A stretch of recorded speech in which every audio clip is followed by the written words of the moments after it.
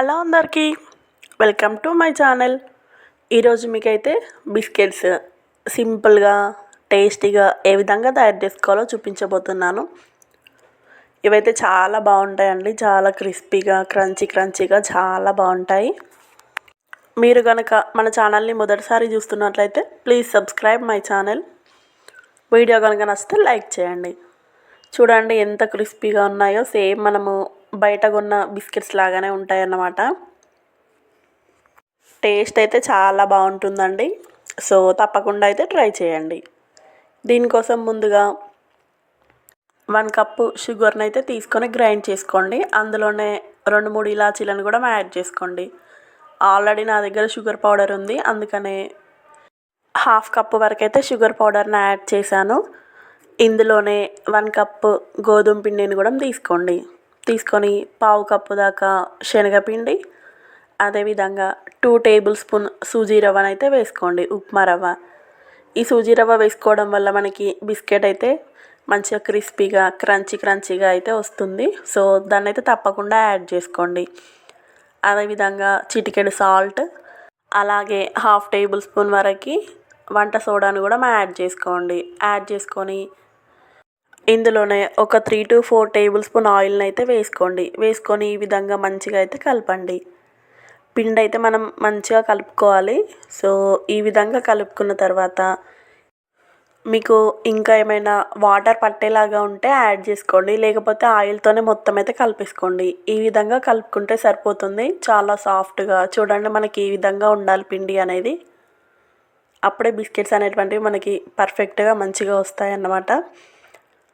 ఇప్పుడు దీన్ని అయితే ఈ విధంగా కలుపుకొని ఒక 15 to 20 మినిట్స్ అయితే పక్కన పెట్టుకోండి. ఇడ్లీ ప్లేట్స్ ఉంటాయి కదా, వాటిని అయితే తీసుకొని ఈ విధంగా లైట్గా అయితే ఆయిల్ని అప్లై చేసుకోండి. అన్నిటికి కూడా మీ విధంగానే అప్లై చేసుకుంటే సరిపోతుంది. 20 మినిట్స్ తర్వాత చూపిస్తున్నాను. పిండి అయితే ఇంకా చాలా సాఫ్ట్గా అవుతుంది.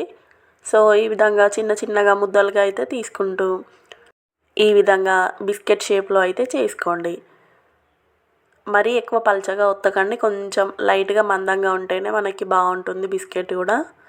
సో ఈ విధంగా చేసుకున్న తర్వాత పైన ఏదైనా ఒక డ్రై ఫ్రూట్స్ మీకు ఇష్టమైంది అయితే పెట్టుకోండి. ఈ విధంగా సేమ్ అన్నిటిని కూడా మీదే ప్రాసెస్లో అయితే చేసుకోండి.